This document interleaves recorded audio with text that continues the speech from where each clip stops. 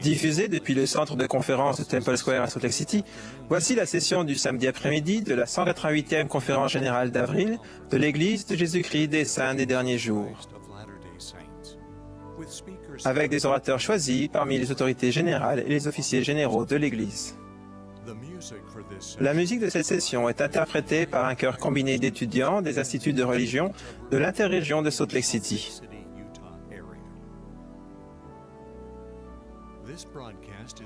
Cette émission est diffusée à titre de service public par Bonneville Distribution. Toute reproduction, enregistrement, transcription ou autre utilisation de cette émission sans autorisation écrite est interdite.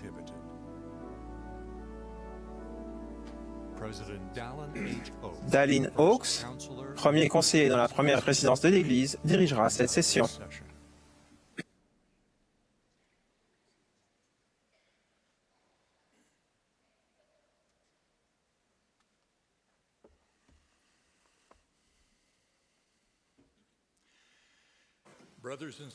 Frères et sœurs, nous vous souhaitons la bienvenue à la session du samedi après-midi de la 188e conférence générale d'avril de l'Église de Jésus-Christ des Saints des Derniers Jours. Le président Nelson, qui préside la conférence, m'a demandé de diriger cette session. Nous saluons toutes les personnes qui se trouvent dans cette assemblée ou qui suivent cette réunion par d'autres moyens. La musique de cette session est interprétée par un chœur combiné d'étudiants des instituts de religion de l'interrégion de Salt Lake City en Utah. Le chœur est placé sous la direction de Marshall McDonald et Richard Decker, avec Bonnie Goodleaf et Linda Morgetts à l'orgue. Le chœur ouvrira cette session en chantant « Viens écouter la voix de Dieu », numéro 12, dans le recueil des cantiques. Mark Bragg, des 70, fera ensuite la prière d'ouverture.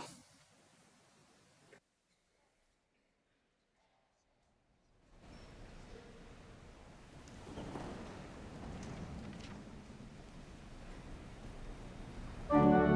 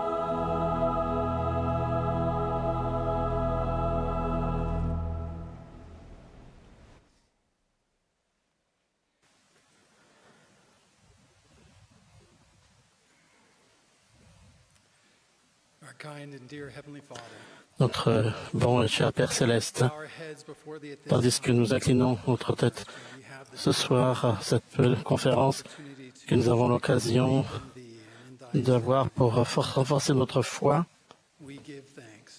nous te remercions pour cette belle occasion. Nous sommes reconnaissants de pouvoir entendre la parole des prophètes, reconnaissants pour Président Nelson. Nous l'aimons et nous le soutenons. Et nous prions pour que tu puisses le bénir et veiller sur lui, le guider ainsi que ses conseillers et tes membres du Collège des 12, tandis qu'il guide et dirige cette Église sous la direction de ton Fils. Nous sommes reconnaissants pour tous ceux qui se sont préparés pour participer à cette conférence et prions pour que leur message puisse être reçu et que nous puissions agir en fonction de leur message.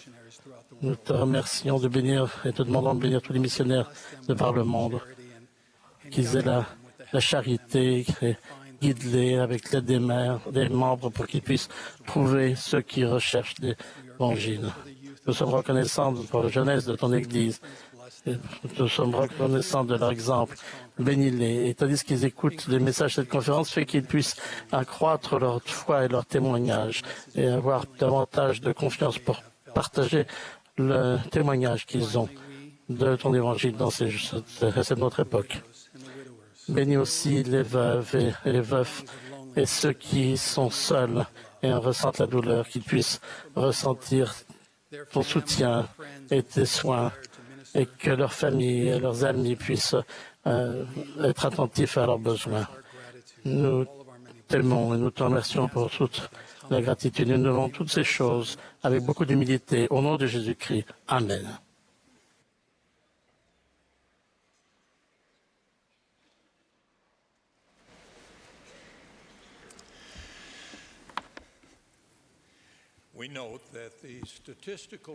Nous savons que le rapport statistique qui est généralement présenté lors de cette session de la conférence générale d'avril sera maintenant disponible sur lds.org après cette session et sera aussi inclus désormais dans les numéros de la conférence des magazines de l'Église.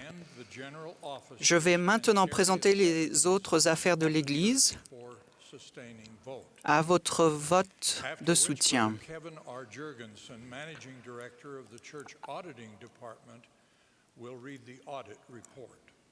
Puis, frères, du fait de leur appel à servir comme membres du Collège des 12, nous relevons maintenant Gerrit W. Gong et Ulises Suarez comme membres de la présidence des 70. De plus, nous relevons Craig C. Christensen, Lynn G. Robbins et Juan E. Uceda de leur service de membres de la présidence des 70 à compter du 1er août 2018. Que tous ceux qui souhaitent remercier ces frères de leur service le manifestent. Il nous est proposé de relever les frères suivants de leur service de 70 d'interrégion. Stephen R. Bangeter, Matthew L. Carpenter, Matthias Held, David P. Homer, Kyle S. McKay, R. Scott Runia et Juan Pablo Villar. Que ceux qui souhaitent se joindre à nous pour remercier ces frères de leur service dévoué le fassent en levant la main.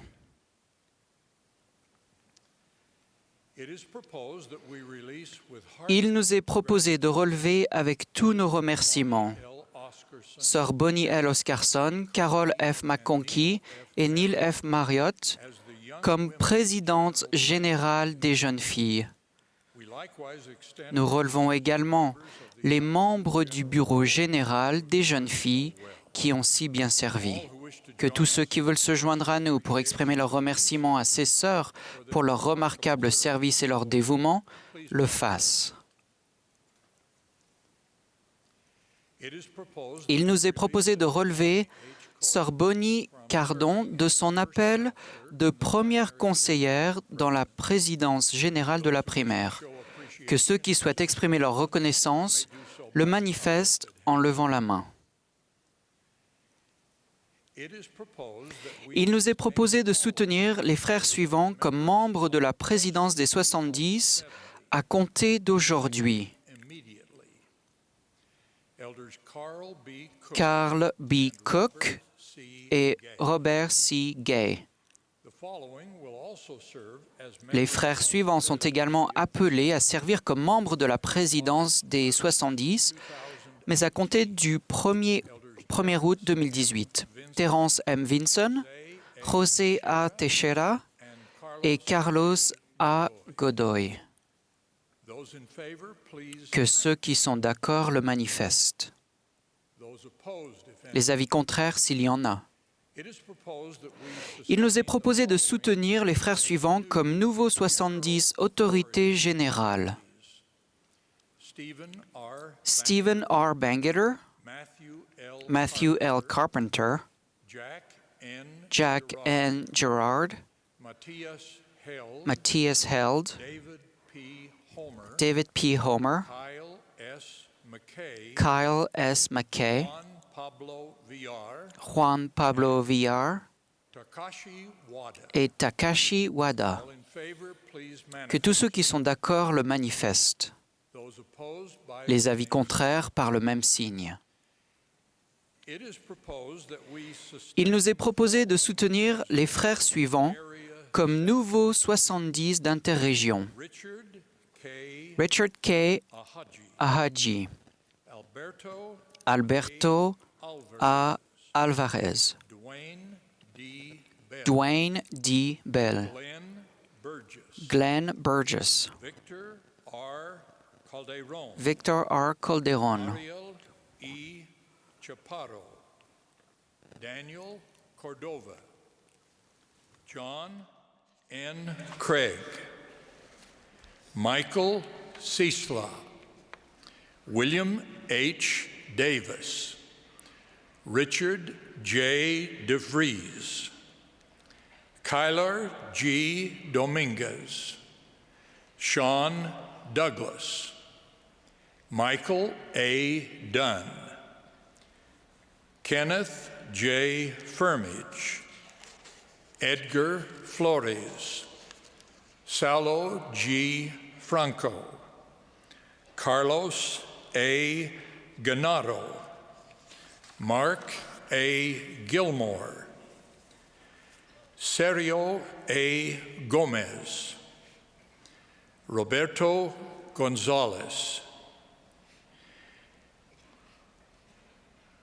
Vigilio Gonzalez, Spencer R. Griffin, Matthew S. Harding, David J. Harris, Kevin J. Hathaway, Richard Holzapfel, Eustache Iluniga, Okey Shokok Eno, Peter M. Johnson, Michael D. Jones, Pungi Kongolo, George Kenneth G. Lee, Artemio C. Malagona, Edgar A. Montilla, Lincoln P. Martins, Clement M. Matswago Tata, Carl R. Maurer, Daniel S. Mayer II, Glenn D. Miller, Isaac K. Morrison, Yukata Nagatomo, Alastair B. Odgers, R. Jeffrey Park, Dennis E. Pineda, Enrique S. Simplicio, Jeffrey H. Singer, Michael L. Staley, Jarot Subiantara, Jeffrey K. Wetzel, Michael S. Wilstead, Helmut Vondra, and David L. Wright. All in favor? Que tous ceux qui sont d'accord le manifestent. Those opposed? Les avis contraires, s'il y en a. It is proposed Il nous est proposé de soutenir Bonnie H. Cordon to serve as young comme présidente générale des jeunes filles, with Michelle avec Michelle Lynn Craig comme première conseillère and Rebecca Lynn. et Rebecca Lynn Craven comme deuxième conseillère. Those in favor? Ceux qui sont d'accord peuvent le manifester. Any opposed? S'il y a des avis contraires, veuillez le manifester. It is proposed that we Il nous est proposé de soutenir Lisa Renee Harkness to serve as comme première conseillère dans la présidence générale de la primaire. those in Ceux qui sont d'accord peuvent le manifester. those opposed. If Les avis contraires, s'il y en a. it is proposed that Il nous est proposé de soutenir les autres autorités générales, 70 d'interrégion et présidence générale d'auxiliaires actuelles. presently constituted. All in favor? Que please tous ceux qui manifest. sont d'accord le manifestent. Those opposed. If Les avis contraires, s'il y en a. President Nelson, the voting Frère Nelson, noted. le vote a été noté. Who Nous invitons les personnes qui ont exprimé des avis any of contraires proposals to contact à their prendre president contact avec leur président de pieux. with the sustaining that has just Avec taken le place. soutien qui vient d'avoir lieu, nous avons maintenant 116 autorités générales. Nearly 40% Près de 40% d'entre elles sont nées en dehors des États-Unis. in Germany, En Allemagne, au Brésil, au Mexique, en Nouvelle-Zélande, en Écosse, au Canada, en Corée du Sud, au Guatemala, en Argentine, en Italie, au Zimbabwe, en Uruguay, au Pérou, South Africa, en Afrique du Sud, aux Samoa américaines, en Angleterre, à Porto Rico, en Australie, au Venezuela, au Kenya, aux Philippines, au Portugal, à Fidji, en Chine, au Japon, au Chili, en Colombie et en France. brothers and sisters, Frères et sœurs, for your continued nous vous remercions de votre foi et de vos prières en faveur des dirigeants de l'Église. we now invite the new Nous invitons maintenant les nouveaux 70 autorités générales et la nouvelle présidence générale des jeunes filles et Sœur Harkness de la présidence générale de la primaire take their à prendre place sur l'estrade.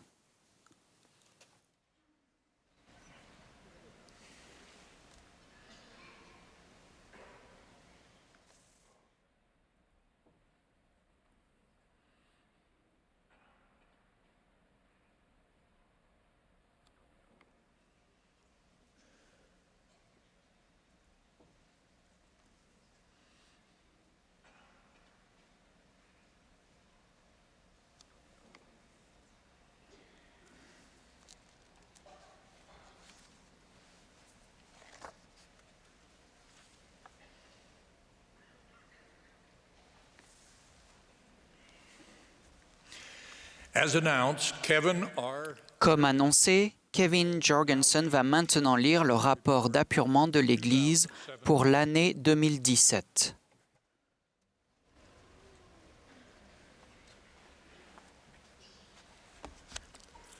To the first presidency of the Church of Jesus Christ of Latter-day à la première présidence de l'Église de Jésus-Christ des Saints des derniers jours. Chers frères, comme le prescrit la révélation de la section 120 de Doctrine et Alliance, c'est le Conseil d'affectation de la dîme, composé de la première présidence, du Collège des deux apôtres et de l'épiscopat président, qui autorise les dépenses faites à partir des fonds de l'Église.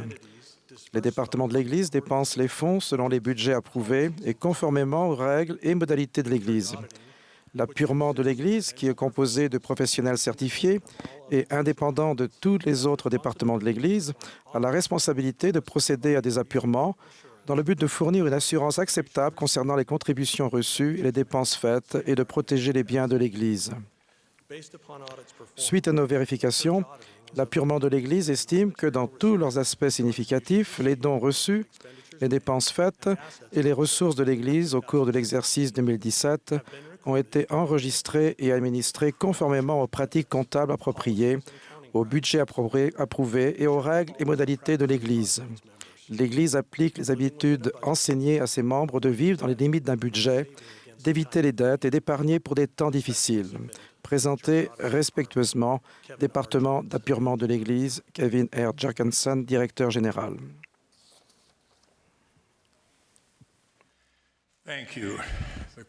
Merci. Le chœur va maintenant nous interpréter « Où pourrais-je chercher ?» Après le chant, nous aurons le plaisir d'entendre David Bednar du Collège des 12 apôtres. Il sera suivi de Taylor Godoy des 70.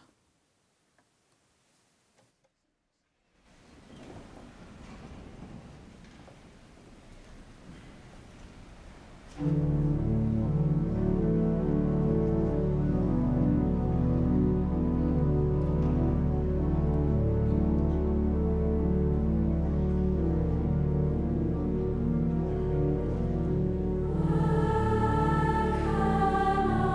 turn for peace?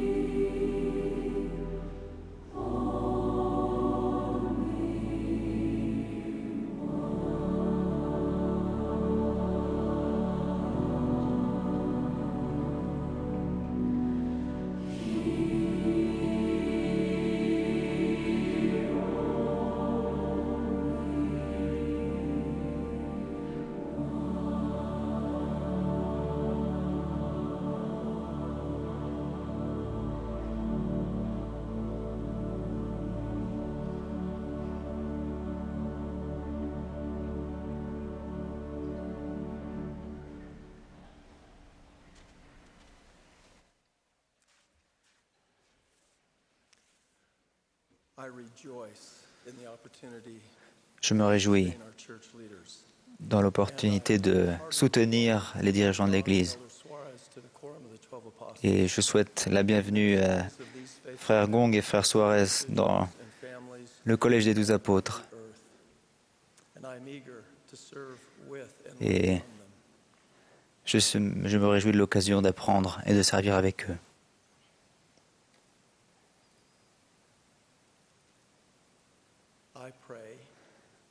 Je prie pour que le Saint-Esprit nous éclaire et nous enseigne sur la nature de la douceur de notre Sauveur.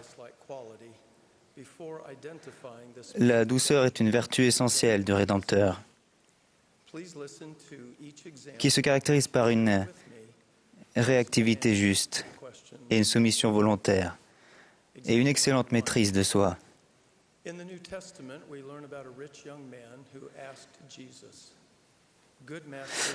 Dans le Nouveau Testament, nous découvrons l'histoire d'un jeune homme riche qui demanda à Jésus « Maître, que dois-je faire de bon pour avoir la vie éternelle ?» Tout d'abord, le Sauveur l'exhorta à respecter les commandements. Ensuite, il lui donna une condition supplémentaire adaptée à ses besoins et à sa situation personnelle. Jésus lui dit « Si tu veux être parfait, va, vends ce que tu possèdes, donne-le aux pauvres, et tu auras un trésor dans le ciel. Puis viens et suis-moi. » Après avoir entendu ces paroles, le jeune homme s'en alla tout triste, car il avait de grands biens. Comparez la réaction du jeune homme riche avec l'expérience d'Amulek, rapportée dans le livre de Mormon. Amulek était un homme industrieux et prospère, qui avait beaucoup de parents et d'amis. Il se décrit comme un homme qui avait été appelé de nombreuses fois, mais qui ne voulait pas entendre. Un homme qui connaissait les choses de Dieu, mais qui ne voulait pas savoir. Amulek, homme foncièrement bon, était préoccupé par les choses du monde, tout comme le jeune homme riche décrit dans le Nouveau Testament. Bien qu'il ait auparavant endurci son cœur, Amulek a écouté la voix de l'ange. Il a reçu le prophète Alma chez lui et l'a nourri. Il a connu un réveil spirituel au cours du séjour d'Alma et a été appelé à prêcher l'Évangile. Il a alors abandonné tout son or, son argent et ses choses précieuses pour la parole de Dieu. Et il a été rejeté par ceux qui étaient jadis ses amis et aussi par son père et par sa famille. À votre avis, qu'est-ce qui explique la différence entre la réaction du jeune homme riche et celle d'Amulek? Exemple numéro 2. Pendant une période dangereuse de guerre décrite dans le livre de Mormon, Moroni, commandant en chef de l'armée néphite, et Paoran, grand juge et gouverneur du pays, ont échangé des épîtres.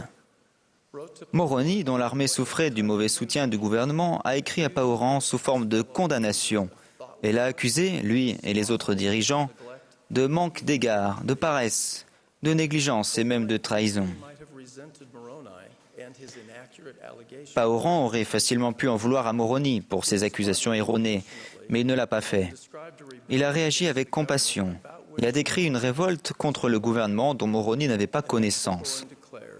Il a ensuite déclaré « Voici, je te dis, Moroni, que je ne me réjouis pas de tes grandes afflictions. Oui, cela me peine l'âme. Dans ton épître, tu m'as censuré, mais cela n'a pas d'importance. Je ne suis pas fâché, mais me réjouis de la grandeur de ton cœur. » À votre avis, qu'est-ce qui explique la réponse tempérée de Paoran aux accusations de Moroni? Exemple numéro 3.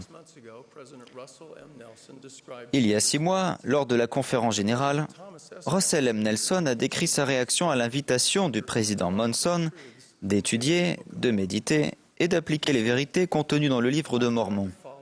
Il a dit « J'ai essayé de suivre sa recommandation. Entre autres choses, j'ai fait des listes de ce que le livre de Mormon est, de ce qu'il affirme, de ce qu'il réfute, de ce qu'il accomplit, de ce qu'il clarifie et de ce qu'il révèle. Regardez le livre de Mormon à travers ces prismes a été un exercice révélateur et inspirant. Je le recommande à chacun de vous. Henry B. Eyring a également souligné l'importance de la demande du président Monson dans sa vie. Il a noté « Je lis le livre de Mormon tous les jours depuis plus de 50 ans. J'aurais donc pu raisonnablement penser que les paroles du président Monson s'adressaient à quelqu'un d'autre. Pourtant, comme bon nombre d'entre vous, j'ai senti l'encouragement et la promesse du prophète m'inviter à faire un effort supplémentaire.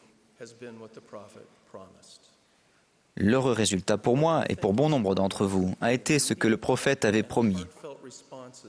À votre avis, qu'est-ce qui explique la réaction immédiate et sincère de ces deux dirigeants de l'Église du Seigneur à l'invitation du président Monson?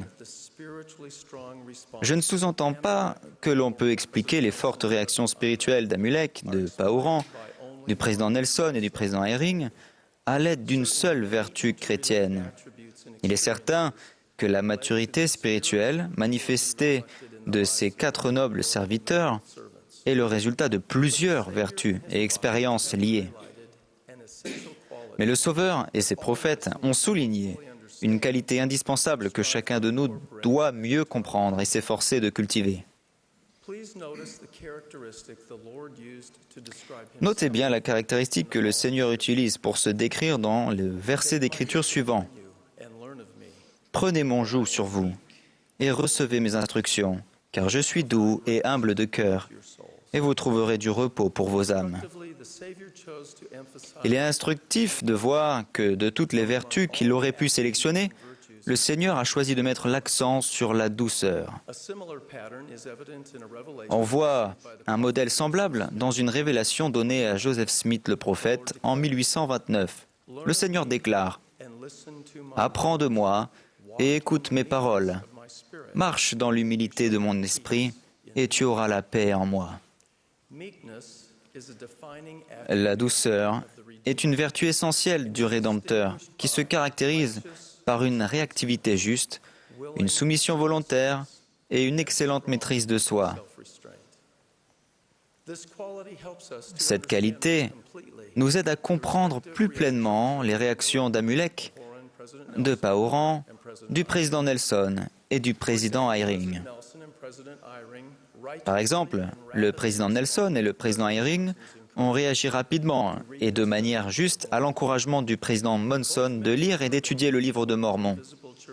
Bien que ces deux hommes occupent des postes importants dans l'Église et qu'ils aient étudié les Écritures en profondeur depuis des dizaines d'années, ils n'ont fait preuve d'aucune hésitation ni d'aucune suffisance.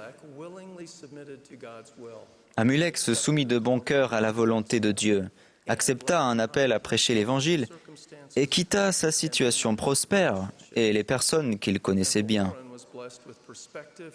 Et Paoran sut relativiser et faire preuve d'une grande maîtrise de soi pour agir au lieu de réagir, tandis qu'il expliquait à Moroni les difficultés qu'avait engendré une rébellion contre le gouvernement. La vertu chrétienne de la douceur est souvent mal comprise dans le monde actuel. La douceur est forte, pas faible. Elle est active, pas passive. Elle est courageuse, pas timide. Elle fait preuve de retenue, pas d'excès. Elle est modeste, ne se met pas en avant. Elle est bienveillante, pas effrontée.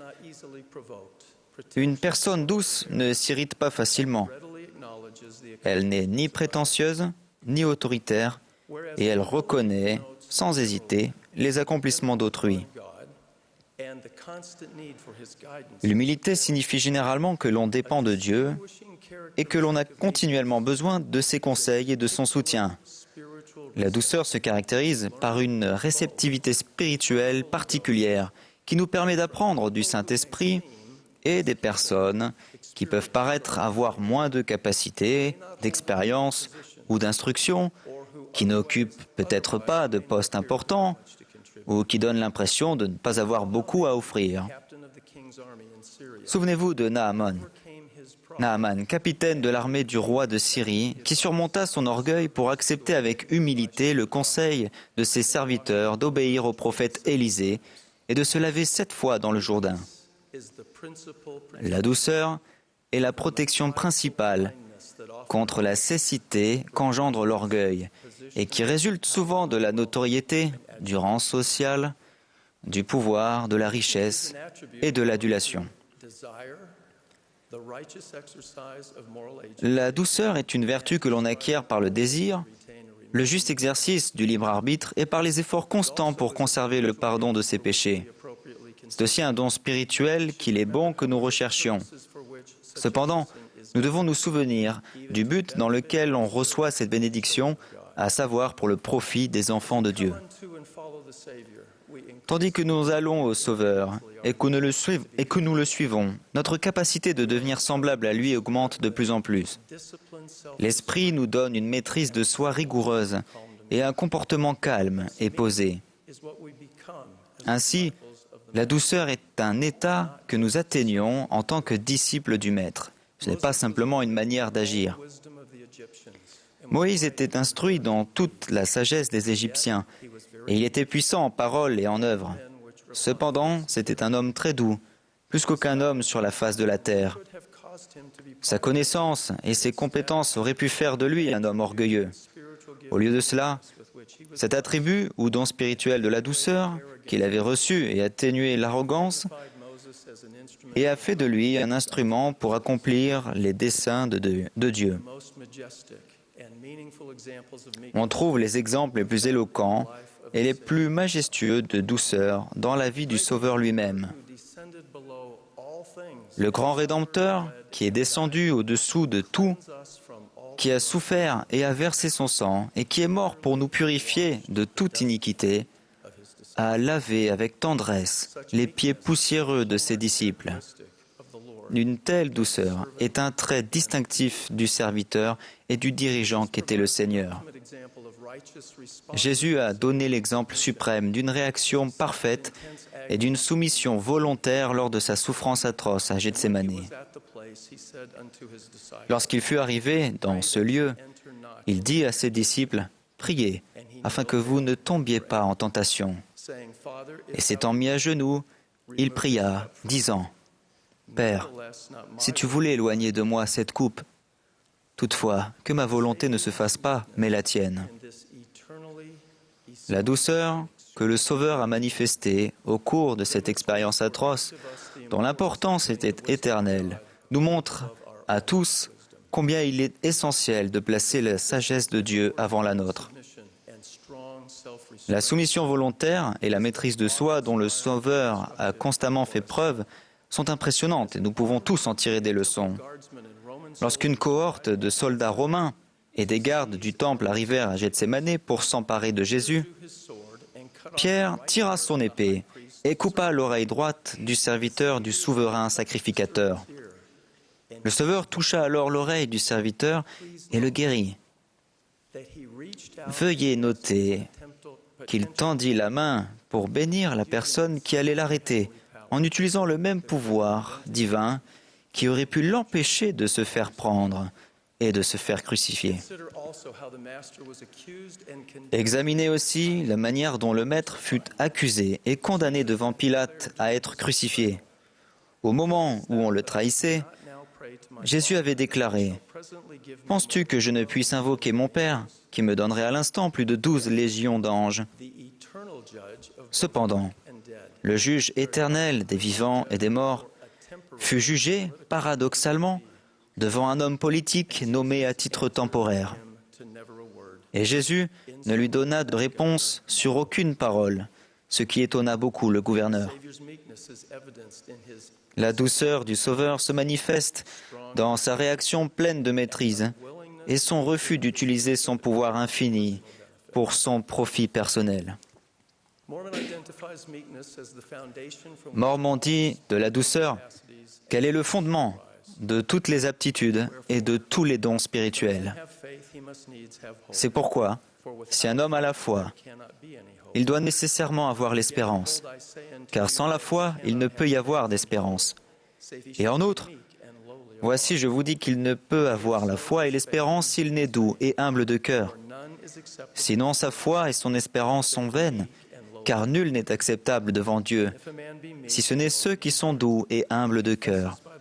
Et si un homme est doux et humble de cœur, et confesse par le pouvoir du Saint-Esprit que Jésus est le Christ, il doit nécessairement avoir la charité, car s'il n'a pas la charité, il n'est rien. C'est pourquoi il doit nécessairement avoir la charité. Le Seigneur a déclaré, « Bénis sont ceux qui sont doux, car ils hériteront la terre. » La douceur est un aspect essentiel de la nature divine que l'on peut recevoir et cultiver personnellement grâce à l'expiation du Sauveur. Je témoigne que Jésus, Christ, est notre Rédempteur ressuscité et vivant. Et je promets qu'il nous guidera, nous protégera et nous fortifiera si nous marchons dans l'humilité de son esprit. Je témoigne ces vérités et de ses promesses au nom sacré de Jésus-Christ. Amen.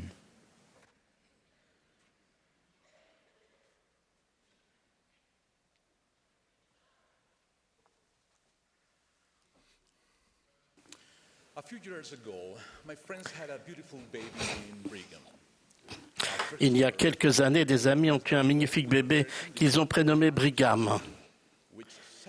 Peu après sa naissance, on a découvert qu'il avait une maladie rare, le syndrome de Hunter, et que malheureusement sa vie serait courte.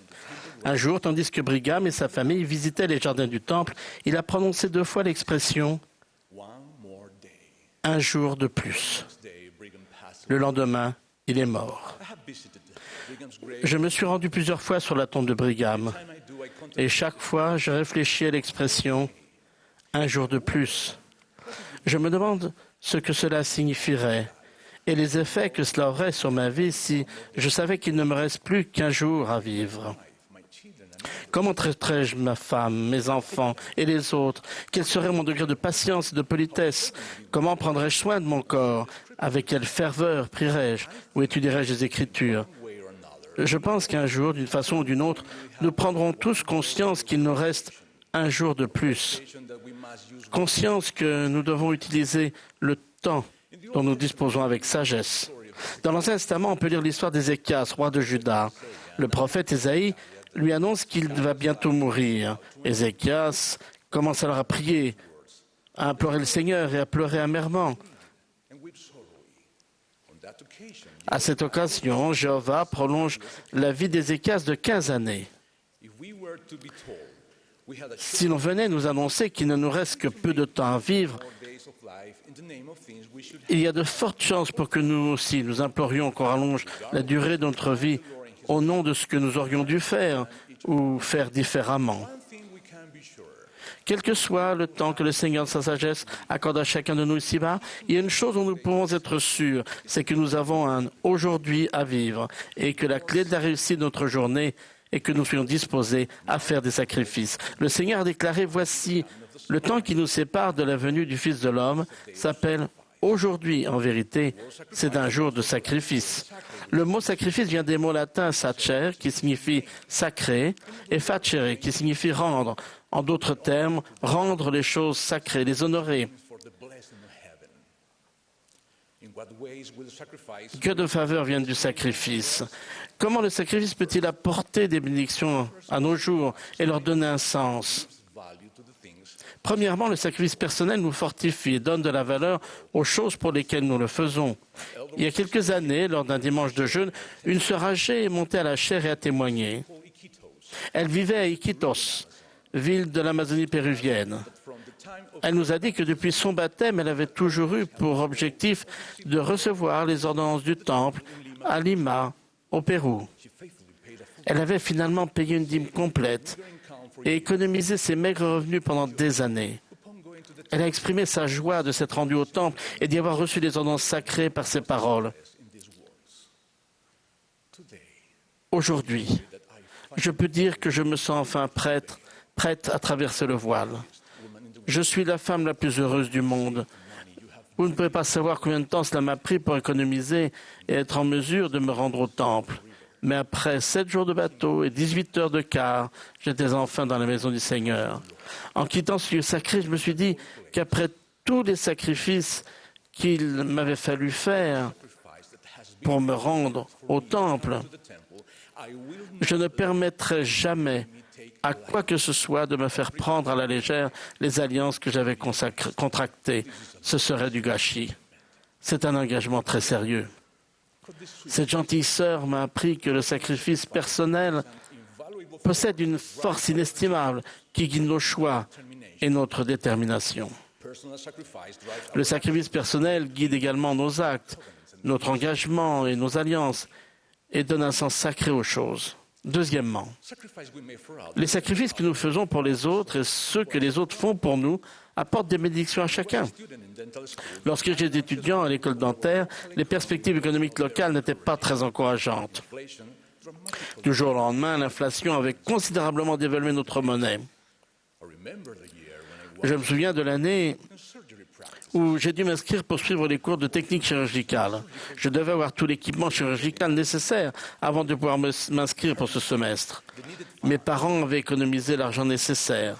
Mais un soir, il s'est produit quelque chose de terrible. Nous sommes sortis pour acheter l'équipement. Mais nous avons découvert que l'argent que nous avions suffisait tout juste à acheter une pince chirurgicale et rien d'autre.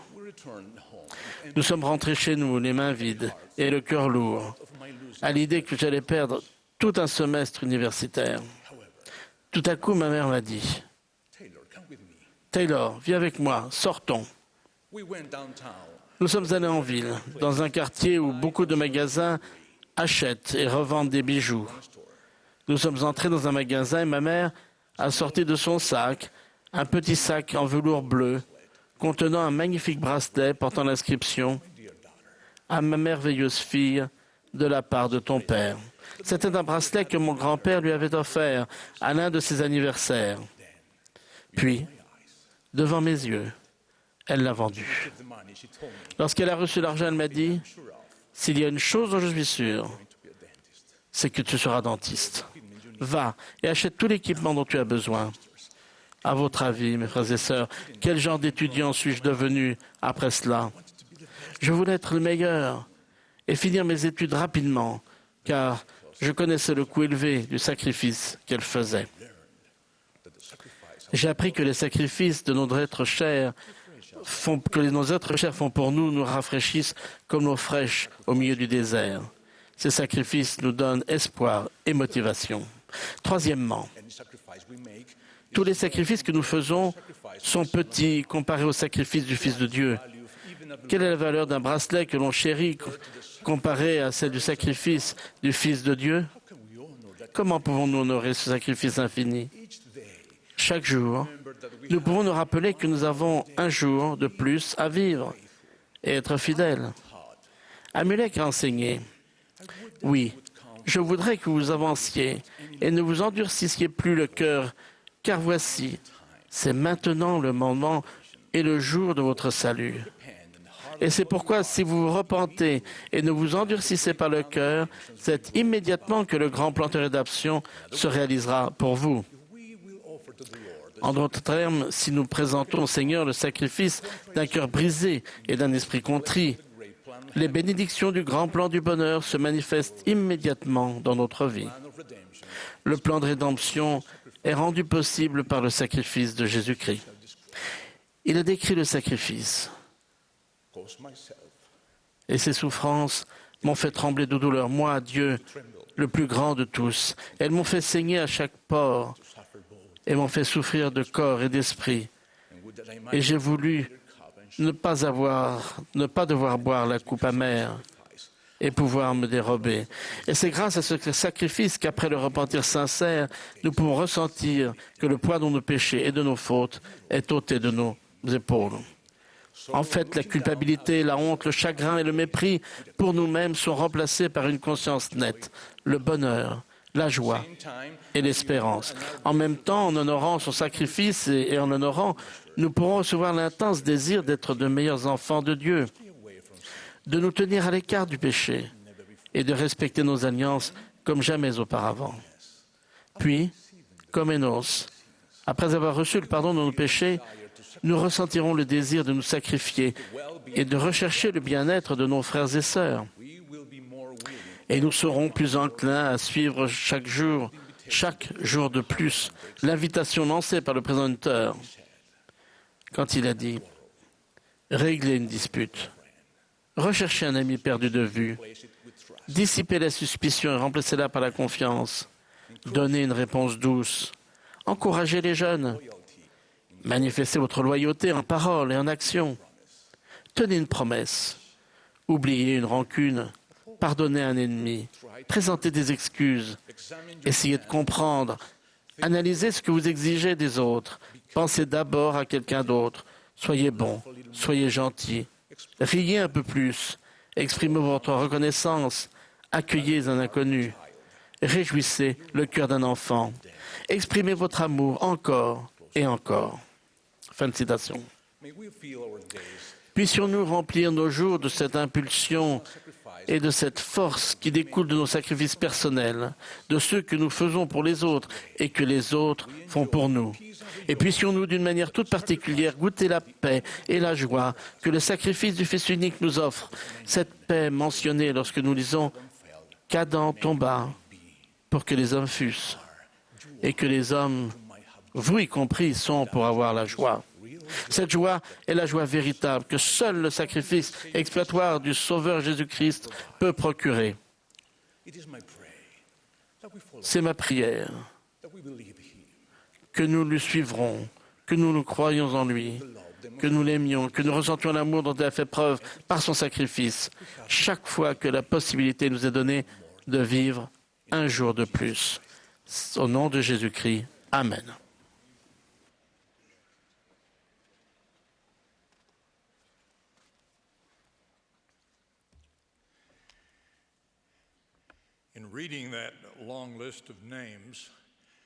En lisant cette longue liste de noms, j'ai oublié deux frères que j'aimerais que vous puissiez soutenir, qui sont des autorités d'interrégion.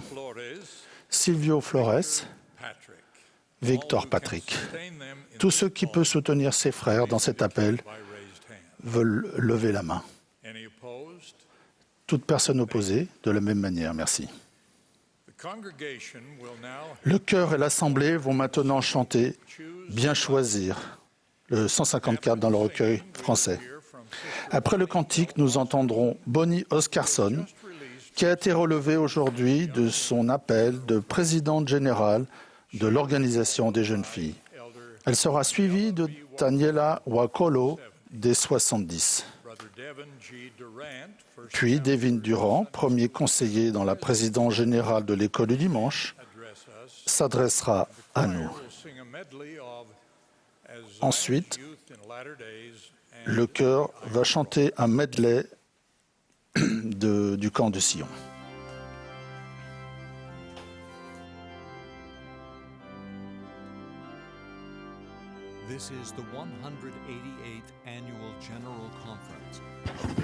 Vous assistez à la 188e conférence générale d'avril de l'Église de Jésus-Christ des Saints des Derniers Jours.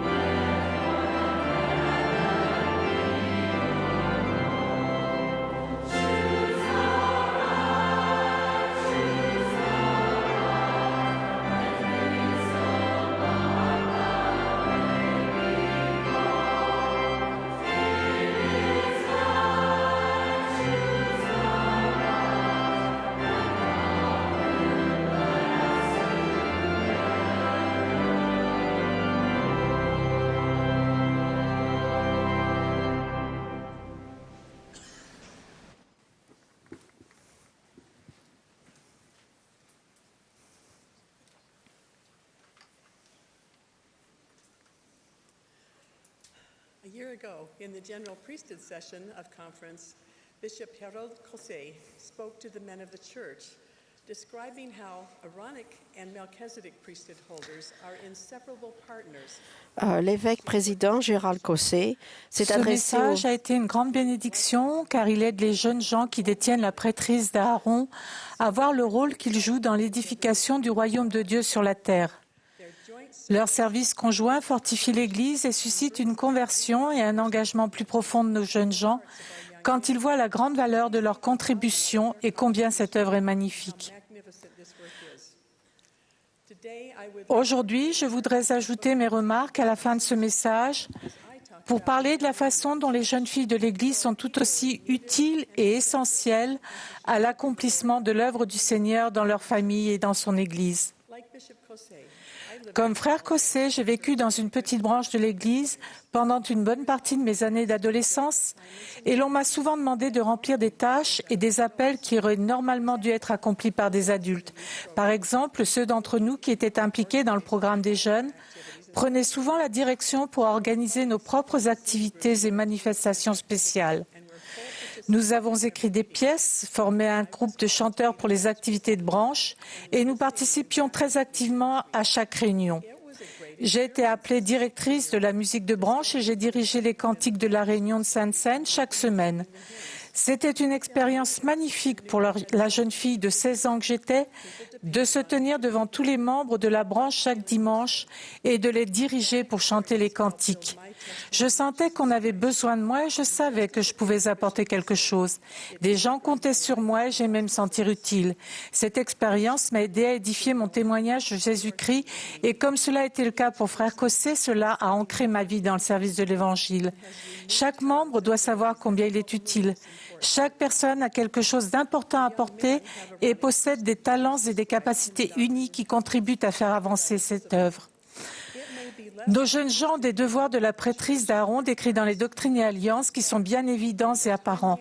Il peut être moins évident pour les jeunes filles de l'Église, leurs parents et leurs dirigeants que, depuis le moment de leur baptême, elles ont, du fait de leurs alliances, la responsabilité de pleurer avec ceux qui pleurent, consoler ceux qui ont besoin de consolation et être les témoins de Dieu en tout temps, en toutes choses et dans tous les lieux où elles seront jusqu'à la mort. Les jeunes filles ont des occasions d'assumer ces responsabilités dans leurs paroisses et branches quand elles servent dans des présidences de classe, des conseils de jeunes et dans d'autres appels. Chaque jeune fille de l'Église doit ressentir qu'elle a de la valeur, avoir des occasions de servir et ressentir qu'elle a quelque chose de remarquable à apporter à cette œuvre. Dans le manuel 2, Administration de l'Église, nous apprenons que cette œuvre de salut dans nos paroisses comprend l'œuvre missionnaire par les membres, le maintien des convertis dans l'Église, la remotivation des membres non pratiquants, l'œuvre du temple et de l'histoire familiale, ainsi que l'enseignement de l'Évangile. Nos évêques fidèles, qui détiennent les clés de la prêtrise dans leur paroisse, dirigent cette œuvre dans leur unité. Depuis de nombreuses années maintenant, notre présidence pose la question « Dans lequel de ces domaines mentionnés nos jeunes filles ne doivent-elles pas être impliquées ?» La réponse est qu'elles ont une contribution à apporter dans tous les domaines de cette œuvre. Par exemple, j'ai récemment rencontré plusieurs jeunes filles de l'interrégion de Las Vegas qui ont été appelées à servir comme consultantes de l'œuvre de l'histoire familiale et du temple. L'idée de pouvoir enseigner aux membres de leur paroisse à trouver leurs ancêtres et les y aider les passionnait. Elles avaient des compétences précieuses en informatique, avaient appris à utiliser le site de Family Search et étaient impatientes de transmettre ces connaissances. Il était clair qu'elles avaient un témoignage et une compréhension de l'importance de rechercher les noms de nos ancêtres décédés afin que des ordonnances essentielles puissent être accomplies pour eux dans le temple. Il y a plusieurs mois, j'ai eu l'occasion de tester une idée avec deux jeunes filles de 14 ans. Je me suis procuré des exemplaires de 2 ordres du jour réels de conseils de paroisse et en ai donné un à Emma et l'autre à Maggie. Je leur ai demandé de les lire et de voir s'il y avait des plans d'action de ces conseils de paroisse dans lesquels elles pourraient être utiles Emma a vu qu'une nouvelle famille emménageait dans la paroisse et elle a dit qu'elle pourrait l'aider à s'installer et à déballer ses affaires. Elle a pensé qu'elle pourrait se lier d'amitié avec les enfants de la famille et leur faire visiter leur nouvelle école. Elle a remarqué qu'il y allait avoir un repas de paroisse et a pensé qu'elle pourrait proposer ses services de bien des façons différentes. Maggie a remarqué que plusieurs personnes âgées de la paroisse avaient besoin de recevoir des visites et d'être intégrées. Elle a dit qu'elle aimerait beaucoup rendre visite à ses membres âgés et les aider. Elle a aussi pensé qu'elle pourrait enseigner aux membres de la paroisse comment créer et utiliser des comptes de réseaux sociaux. Il n'y avait vraiment rien dans ces ordres du jour à quoi ces deux jeunes filles n'auraient pas pu apporter leur aide. Les personnes qui siègent dans les conseils de paroisse ou ont un appel dans la paroisse voient-elles les jeunes filles comme des aides précieuses pour contribuer à répondre aux nombreux besoins de nos paroisses? Il y a généralement une longue liste de situations qui requièrent l'aide de quelqu'un et nous pensons souvent uniquement aux adultes de la paroisse pour répondre à ces besoins. De même que l'on invite nos détenteurs de la prêtrise d'Aaron à œuvrer avec leur père et d'autres hommes de la prêtrise de Melchisédek, on peut de même faire appel à nos jeunes filles pour rendre service et répondre aux besoins des membres de la paroisse avec leur mère ou d'autres sœurs exemplaires. Elles sont capables, bien disposées et désireuses de faire tellement plus que simplement aller à l'église le dimanche. En réfléchissant au rôle que nos jeunes filles seront appelées à assumer dans un avenir proche, nous pourrions nous demander quel genre d'expérience nous pourrions leur donner maintenant qui les aiderait à se préparer à être des missionnaires, des érudites de l'Évangile, des dirigeantes dans les auxiliaires de l'Église, des servantes des ordonnances du Temple, des épouses, des mères, des guides spirituels, des exemples et des amis. Elles peuvent en fait commencer dès maintenant à remplir bon nombre de ces rôles. Le dimanche, on demande souvent aux jeunes d'aider à enseigner les leçons dans leur classe. Quand elles vont au temple avec leur groupe de jeunes pour accomplir des baptêmes pour les morts, nos jeunes filles ont maintenant la possibilité d'accomplir un service au temple que des servantes des ordonnances ou des bénévoles effectuaient auparavant. On invite maintenant nos fillettes d'âge de la primaire à assister aux réunions de préparation au service dans la prêtrise et au temple, ce qui les aidera à comprendre qu'elles aussi sont des participantes importantes à l'œuvre dirigée par la prêtrise. Elles apprendront que les hommes, les femmes, les jeunes et les enfants sont tous bénéficiaires des bénédictions de la prêtrise et peuvent tous jouer un rôle actif dans l'avancement de l'œuvre du Seigneur. Frères évêques, nous savons que vos devoirs sont souvent lourds, mais de même qu'une de vos grandes priorités consiste à présider les collèges de la prêtrise d'Aaron, le manuel 2 explique que l'évêque et ses conseillers assurent la direction de la prêtrise pour l'organisation des jeunes filles. Il veille sur les jeunes filles et les fortifie individuellement en collaborant étroitement avec les parents et les dirigeants des jeunes filles dans cet effort. Il déclare également que l'évêque et ses conseillers participent régulièrement aux réunions, aux projets de service et aux activités des jeunes filles. Nous sommes reconnaissantes aux évêques qui prennent le temps de rendre visite aux classes des jeunes filles et qui leur donnent des occasions d'être davantage que des spectatrices de l'œuvre.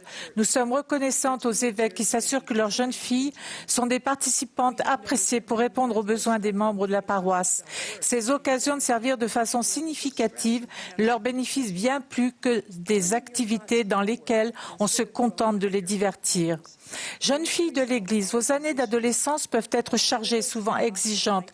Nous avons remarqué que vous êtes bien plus nombreuses qu'avant à rencontrer des problèmes d'estime de soi, d'angoisse, de niveau de stress élevé, voire de dépression. Il est possible que le fait de détourner vos pensées de vos problèmes personnels ne résolve toutes ces difficultés, mais le service peut souvent alléger vos fardeaux et faire en sorte que vos épreuves vous semblent moins pénibles. Un des meilleurs moyens d'accroître l'estime de soi est de montrer par notre souci et notre service à autrui que nous avons beaucoup à apporter. Je vous recommande de lever la main pour vous porter volontaire et vous mettre au travail quand vous voyez des besoins autour de vous. Si vous assumez vos responsabilités liées à vos alliances et participez à l'édification du royaume de Dieu, des bénédictions afflueront dans votre vie et vous découvrirez la joie profonde et durable d'être un disciple. Frères et sœurs, nos jeunes filles sont remarquables. Elles ont des talents, un enthousiasme sans limite, de l'énergie, de la compassion et de la sollicitude. Elles veulent être utiles. Elles ont besoin de savoir qu'elles ont de la valeur et qu'elles sont essentielles dans l'œuvre du salut. De même que la prêtrise d'Aaron est une préparation à un service plus grand à mesure que les jeunes gens progressent progresse vers la prêtrise de Melchizedek, nos jeunes filles se préparent à devenir membres de la plus grande organisation de femmes sur la Terre, la Société de secours. Ensemble, ces jeunes filles et ces jeunes gens beaux, fidèles et forts se préparent à être des épouses et des maris, des mères et des pères qui élèveront des enfants dignes du royaume céleste de Dieu. Je témoigne que l'œuvre de notre Père céleste consiste à réaliser l'immortalité, la vie éternelle de ses enfants. Nos précieuses jeunes filles ont un rôle important à jouer en contribuant à accomplir cette grande œuvre. Au nom de Jésus-Christ, Amen.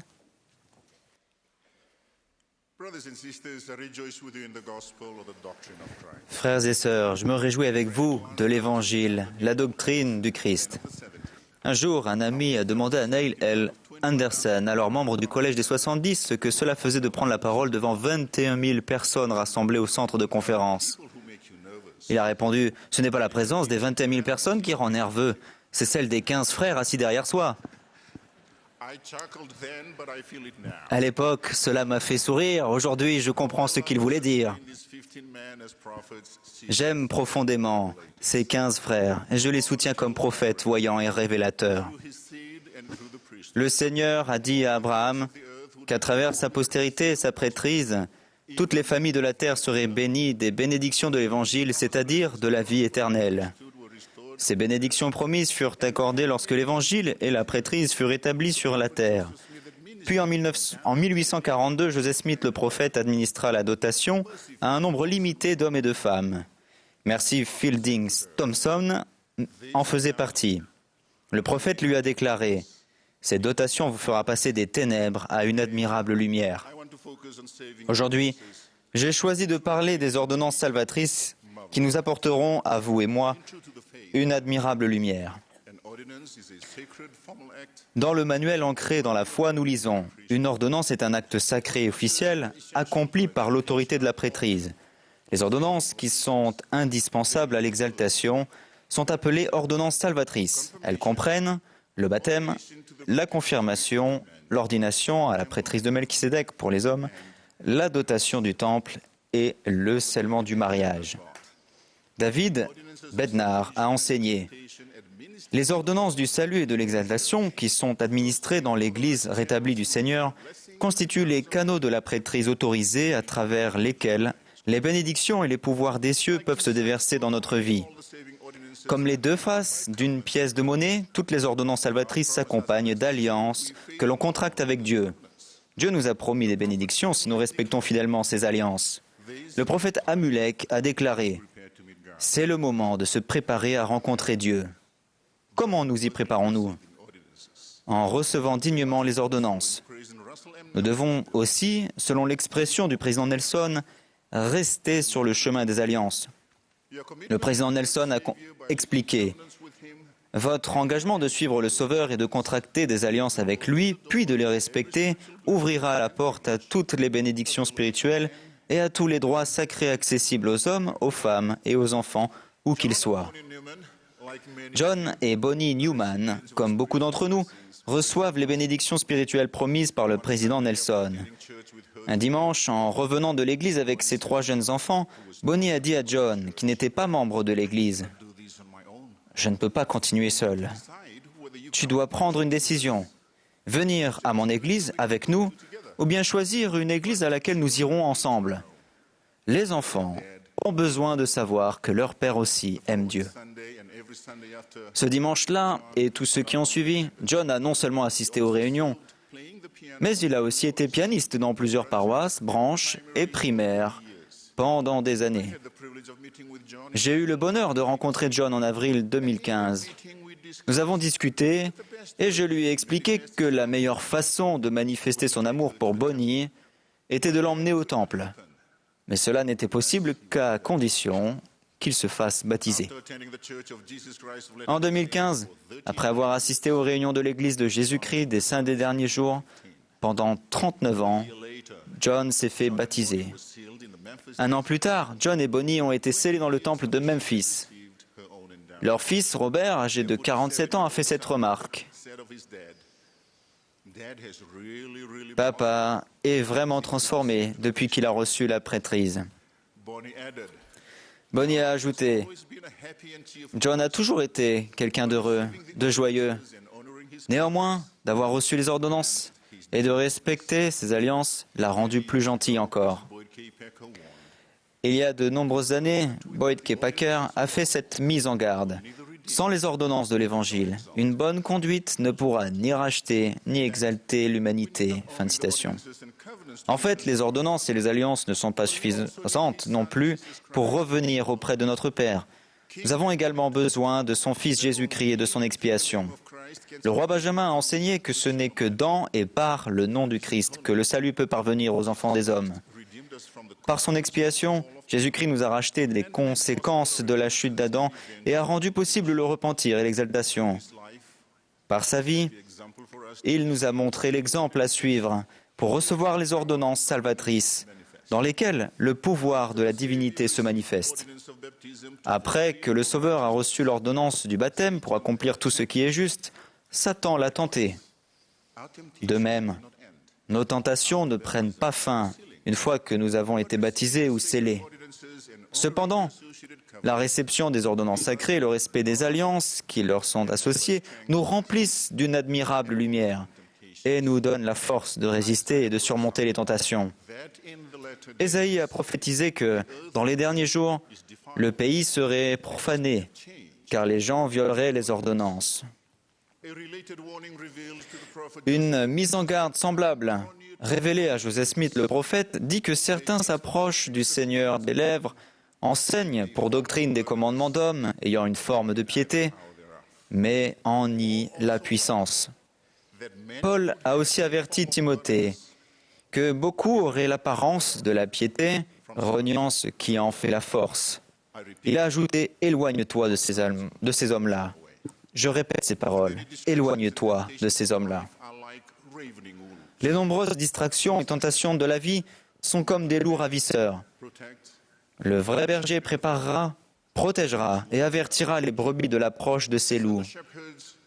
En tant que berger assistant qui s'efforce d'imiter la vie parfaite du bon berger, ne sommes-nous pas à la fois les gardiens de notre âme et de celle d'autres personnes? Grâce au conseil de nos prophètes voyants et révélateurs que nous venons de soutenir, et grâce au pouvoir et au don du Saint-Esprit, nous pouvons voir les loups approcher, si nous sommes attentifs et préparés. En revanche, lorsque nous sommes des bergers désinvoltes et ne veillons pas sur notre âme et celle des autres comme nous le devrions, il risque d'y avoir des victimes. La désinvolture fait des victimes. J'invite chacun d'entre nous à être un berger fidèle. L'ordonnance de la Sainte Seine nous aide à rester sur le chemin. En y participant dignement, nous témoignons que nous respectons les alliances associées à toutes les autres ordonnances. Il y a quelques années, alors que ma femme Anita et moi servions dans la mission de Little Rock, j'ai accompagné 2 jeunes missionnaires à un rendez-vous d'enseignement. Pendant la leçon, le brave frère que nous instruisions a dit « Je suis allé à votre église. Pourquoi devez-vous manger du pain et boire de l'eau tous les dimanches ? Dans notre église, nous le faisons 2 fois par an, à Pâques et à Noël. Et d'ailleurs, c'est très significatif. Nous lui avons expliqué qu'on nous a commandé de nous réunir souvent pour prendre le pain et le vin. Nous avons lu à voix haute Matthieu 26 et 3 Néphi 18. Il a répondu qu'il ne voyait toujours pas la nécessité de le faire. Nous avons ensuite fait la comparaison suivante. Imaginez que vous êtes impliqué dans un très grave accident de voiture. Vous êtes blessé et inconscient. Quelqu'un passe par là, vous voit évanoui et téléphone au secours. On vous prodigue des soins et vous reprenez connaissance. Nous avons demandé au frère, dès que vous êtes en mesure de voir où vous êtes, quelles questions poserez-vous ? Il a répondu, je souhaiterais comprendre comment je suis arrivé là et qui m'a trouvé. Je voudrais le remercier tous les jours de m'avoir sauvé la vie. Nous avons dit à ce brave frère que le Sauveur nous a sauvé la vie et que pour cela nous devons le remercier tous les jours, encore et encore. Nous lui avons ensuite demandé, sachant qu'il a donné sa vie pour vous et pour nous, à quelle fréquence voulez-vous manger le pain et boire l'eau, les emblèmes de son corps et de son sang ? Il a dit, je vois, j'ai compris. Mais encore une chose, votre Église n'est pas aussi animée que la nôtre. Nous avons poursuivi. Comment réagiriez-vous si le Sauveur Jésus-Christ passait le seuil de votre maison? Il a dit, « À l'instant même, je tomberai à genoux. » Nous avons alors demandé, « N'est-ce pas ce que vous ressentez lorsque vous entrez dans nos églises, de la révérence à l'égard du Sauveur ?» Il a dit, « Je vois, j'ai compris. » Il est venu à l'église ce dimanche de Pâques et y est retourné les dimanches suivants. J'invite chacun de nous à se demander, quelles ordonnances, y compris la Sainte Seine, ai-je besoin de recevoir et quelles alliances ai-je besoin de contracter et de respecter? Je vous promets que si vous participez aux ordonnances et respectez les alliances qui y sont associées, cela vous apportera une admirable lumière, ainsi qu'une protection dans ce monde qui s'assombrit de plus en plus. Au nom de Jésus-Christ, Amen.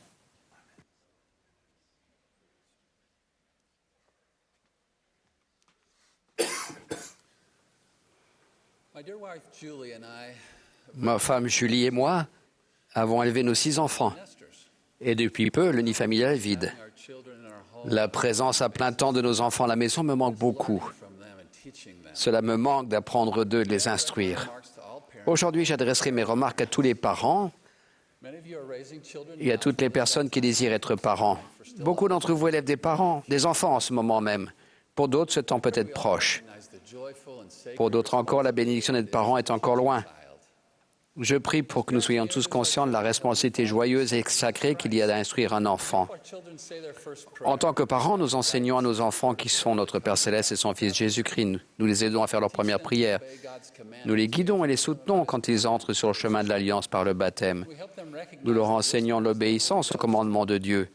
Nous leur enseignons son plan pour ses enfants et nous les aidons à reconnaître les murmures du Saint-Esprit. Nous leur racontons l'histoire des anciens prophètes et les encourageons à suivre ceux d'aujourd'hui. Nous prions pour qu'ils réussissent et souffrons avec eux dans leurs épreuves. Nous leur rendons témoignage des bénédictions du Temple. Nous nous efforçons de bien les préparer à faire une mission à plein temps. Nous leur donnons des conseils aimants lorsqu'ils deviennent parents eux-mêmes. Mais même à ce moment-là, nous ne cessons pas d'être leurs parents. Nous ne cessons pas d'être leurs instructeurs. Nous ne sommes jamais relevés de cet appel éternel. Aujourd'hui, réfléchissons à certaines des merveilleuses occasions que nous avons d'instruire nos enfants dans notre foyer. Commençons par la soirée familiale qui est hautement prioritaire dans tout foyer où règne la foi, comme celui dans lequel j'ai grandi. Je ne me souviens pas de leçons précises de soirée familiale, mais je me rappelle que nous ne manquions jamais une semaine. Je savais ce qui était important pour mes parents. Je me souviens d'une de mes activités de soirée familiale préférées. Papa demandait à l'un des enfants de passer le test. Je lui donnais une série d'instructions comme, premièrement, va dans la cuisine, ouvre et referme le réfrigérateur, ensuite va en courant dans ma chambre et prends une paire de chaussettes dans mon armoire, puis reviens vers moi, saute sur place 3 fois et dis, papa, je l'ai fait. J'adorais quand c'était mon tour. Je voulais réussir chaque étape et j'aimais le moment où je pouvais dire, papa, je l'ai fait. Cette activité m'a aidé à gagner en confiance et a permis au garçon agité que j'étais de fixer son attention quand ma mère ou mon père nous enseignait un principe de l'Évangile. Gordon Hinckley a dit, « Si vous avez des doutes sur l'importance de la soirée familiale, essayez-la. Réunissez vos enfants autour de vous, instruisez-les, rendez leur témoignage, lisez les Écritures, amusez-vous ensemble. Il y aura toujours de l'opposition pour vous empêcher de tenir la soirée familiale. Néanmoins, je vous exhorte à trouver le moyen de contourner les obstacles et de faire la soirée familiale une priorité, dont la partie amusement sera un ingrédient essentiel. La prière en famille est une excellente occasion d'instruire. J'aime la façon dont Nathaniel Tanner a été instruit par son père pendant la prière en famille. Le président Tanner a dit, « Je me souviens d'un soir où nous étions agenouillés pour prier en famille. S'adressant au Seigneur, mon père a dit, « Aujourd'hui, Eldon a fait quelque chose qu'il n'aurait pas dû faire. Il est désolé. Et si tu lui pardonnes, il ne recommencera plus. » Cela m'a donné la détermination de ne plus le refaire, bien plus que ne l'aurait fait une correction. Enfant, je m'énervais parfois du nombre excessif, en apparence, de prières en famille et je me disais, « N'avons-nous pas prié il y a déjà quelques minutes ?» Aujourd'hui que je suis parent, je sais que nous ne prions jamais trop en famille. J'ai toujours été impressionné par la façon dont notre Père Céleste présente Jésus-Christ comme son Fils bien-aimé. J'aime prier pour mes enfants en les nommant, quand ils m'écoutent dire à notre Père Céleste combien ils me sont chers. Et il semble qu'il n'y ait pas de meilleur moment pour exprimer notre amour à nos enfants que lorsque nous prions avec eux ou les bénissons. Quand une famille se réunit pour prier humblement, les leçons enseignées sont puissantes et durables. L'enseignement parental, c'est comme le rôle du médecin de garde. Nous devons toujours être prêts à instruire nos enfants parce que nous ne savons jamais quand une occasion se présentera. Nous sommes comme le Sauveur dont la plupart des enseignements n'ont pas été donnés dans une synagogue, mais dans un contexte quotidien tout simple. Tandis qu'il mangeait avec ses disciples, qu'il puisait de l'eau d'un puits ou qu'il passait devant un figuier. Il y a des années, ma mère m'a dit que ses deux meilleures conversations sur l'Évangile avec mon frère aîné, Matt, avaient été un jour pendant qu'elle pliait le linge et une autre fois quand elle avait accompagné chez le dentiste. L'une des nombreuses choses que j'admirais chez ma mère était sa disposition à instruire ses enfants. Elle ne cessait jamais de les instruire. Quand j'étais évêque, ma mère, qui avait alors 78 ans, m'a dit que j'avais besoin d'une coupe de cheveux. Elle savait que je devais être un exemple. Elle n'a pas hésité à me le rappeler. Je t'aime, maman. En tant que père, je suis motivé à étudier et studier personnellement les Écritures afin d'être capable de réagir quand il se présente une occasion spontanée d'instruire mes enfants et mes petits-enfants. Certains des meilleurs moments didactiques commencent par une question, une préoccupation dans le cœur d'un membre de la famille. Sommes-nous à l'écoute pendant ces moments-là? J'aime l'invitation de l'apôtre Pierre. Soyez toujours prêts à vous défendre avec douceur et respect devant quiconque vous demande raison de l'espérance qui est en vous. Quand j'étais adolescent, mon père et moi aimions nous affronter pour voir qui avait la poignée de main la plus forte. Nous nous serrions la main le plus fort possible pour essayer de faire grimacer l'autre de douleur. Cela ne peut pas sembler très amusant aujourd'hui, mais curieusement, ça l'était à l'époque. Après l'un de ces affrontements, mon père m'a regardé dans les yeux et m'a dit « Mon fils, tu as des mains fortes. J'espère que tes mains auront toujours la force de ne jamais toucher une jeune femme de manière inconvenante. » Puis il m'a exhorté à rester moralement pur et aider les autres à faire de même. Douglas Callister a dit de son père « Un jour, alors qu'il rentrait de voyage d'affaires, mon père m'a dit spontanément « J'ai payé ma dîme aujourd'hui. Sur le chèque, j'ai écrit « Merci ». Je suis très reconnaissant au Seigneur des bénédictions que ma famille reçoit. Frère Callister a ensuite rendu cet hommage à son père instructeur. Il enseignait l'obéissance par ses actes et son attitude. Je pense qu'il est sage de nous demander de temps en temps « Que vais-je enseigner ou que suis-je en train d'enseigner à mes enfants sur l'obéissance par mes actes et mes attitudes ?» L'étude des Écritures en famille est un cadre idéal pour enseigner la doctrine au foyer. Le président Nelson a dit « Non seulement les parents doivent s'accrocher à la parole du Seigneur, mais ils ont aussi la mission divine de l'enseigner à leurs enfants. » Quand Julie et moi élevions nos enfants, nous avons essayé d'être constants et créatifs. Une année, nous avons décidé de lire le livre de Mormon en espagnol en famille. Et c'est pour cette raison que le Seigneur a appelé chacun de nos enfants qui a fait une mission en plein temps dans un pays de langue espagnole. Est-ce possible? Et c'est possible. J'ai été profondément touché quand Brian K. Ashton m'a raconté que son père et lui ont lu ensemble le livre de Mormon en entier pendant sa dernière année d'études secondaires. Frère Ashton aime les Écritures. Elles sont gravées dans son esprit, dans son cœur. Son père a planté cette semence quand frère Ashton était adolescent, et cette semence est devenue un arbre de vérité profondément enraciné. Frère Ashton a fait de même avec l'aîné de ses enfants. Dernièrement, son fils de 8 ans lui a demandé « Papa, quand est-ce que je vais lire le livre de Mormon avec toi ?» Pour finir, notre enseignement parental le plus marquant est notre exemple. On nous recommande d'être un modèle pour les fidèles en parole, en conduite, en charité, en foi, en pureté. Lors d'un récent voyage, Julie et moi sommes allés à une réunion de l'Église et avons vu ce verset en action. Un jeune homme dont le départ en mission approchait donnait un discours à la réunion de Sainte-Seine. Il a dit « Vous pensez à tous que mon père est un homme exceptionnel à l'Église, mais... » Il a marqué une pause et j'étais inquiet de ce qu'il allait dire ensuite. Il a poursuivi « Il est encore davantage à la maison. » Plus tard, j'ai remercié ce jeune homme de l'hommage inspirant qu'il avait rendu à son père. J'ai découvert alors que son père était l'évêque de la paroisse. Cet évêque servait fidèlement la paroisse, mais son fils avait le sentiment que ce qu'il faisait au foyer était encore plus exceptionnel. Todd Christofferson a dit « Nous avons de nombreux moyens d'instruire les jeunes de la génération montante et nous devrions consacrer nos pensées, nos efforts à en profiter au mieux. Nous devons surtout continuer d'encourager et d'aider les parents à être de meilleurs instructeurs, plus constants, surtout dans leur exemple. » Fin de citation. C'est ainsi qu'enseigne le Sauveur. Lors de récentes vacances, en compagnie de nos 2 plus jeunes enfants, Julie a suggéré que nous accomplissions des baptêmes par procuration au temple de Saint-Georges et dans celui de San Diego. Je me suis pris à murmurer en moi-même disant, « Nous allons au temple chez nous et maintenant nous sommes en vacances. Pourquoi ne pas faire quelque chose qui ressemble plus à des vacances ?» Après les baptêmes, Julie a voulu que nous fassions des photos à l'extérieur du temple. J'ai murmuré en silence encore une fois. Vous devinez ce que nous avons fait ensuite? Nous avons pris des photos. Julie veut que nos enfants se souviennent de ce que nous avons fait pour nos ancêtres. Et moi aussi. Nous n'avions pas besoin d'avoir une leçon formelle sur l'importance des temples. Nous le vivions. Merci à une mère qui aime le temple et veut faire partager cet amour à ses enfants. Quand les parents se chérissent et sont des exemples justes, les enfants sont bénis éternellement. Vous tous qui vous efforcez de votre mieux d'enseigner dans votre foyer, puissiez-vous trouver la paix et la joie dans vos efforts. Et si vous sentez que vous avez des progrès à faire ou avez besoin d'une meilleure préparation, n'hésitez pas à suivre humblement ce que dit l'Esprit et engagez-vous à agir. Eldon Perry a dit, « La santé de toute société et le bonheur, la prospérité et la paix du peuple trouvent leurs racines dans l'enseignement des enfants au foyer. » Oui, mon foyer est un nid vide aujourd'hui, mais je suis toujours de garde, prêt et impatient de trouver de précieuses occasions d'instruire mes enfants adultes, leurs enfants, et un jour, j'espère, les enfants de leurs enfants.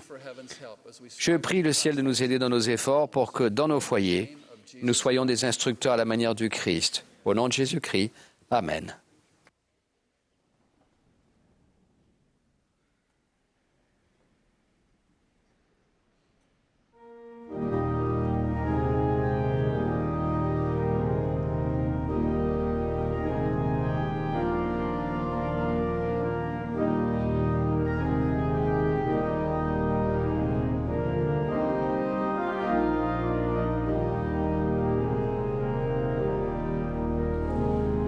As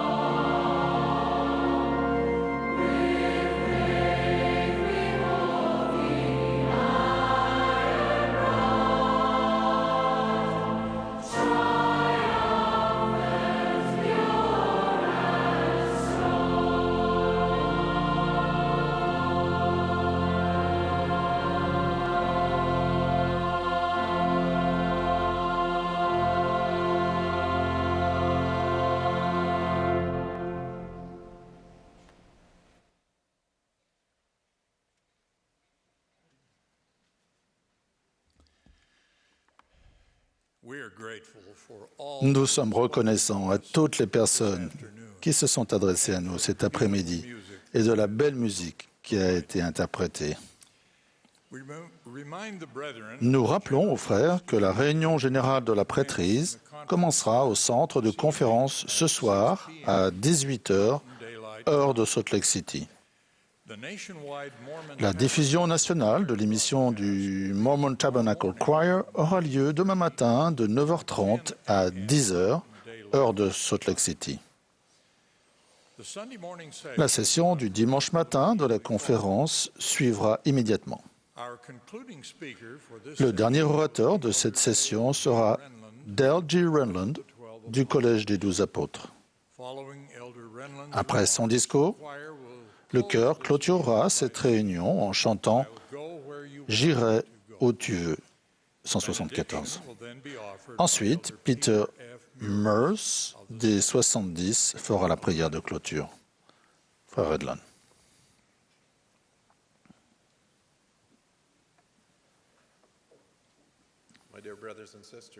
Mes chers frères et sœurs, les relations familiales peuvent être parmi les expériences les plus enrichissantes, mais aussi les plus difficiles de notre vie. Un grand nombre d'entre nous ont dû faire face à une déchirure au sein de leur famille. Une telle déchirure s'est produite entre deux héros du rétablissement de l'Église de Jésus-Christ dans ces derniers jours. Parley et Orson Pratt étaient frères. Ils faisaient partie des premiers convertis de l'Église et avaient été ordonnés apôtres. Chacun d'eux subit une mise à l'épreuve de sa foi, dont il sortit avec un témoignage inébranlable. Tous deux firent des sacrifices pour la cause de la vérité et lui apportèrent beaucoup. Durant la période de Novo, leur relation fut mise à rude épreuve.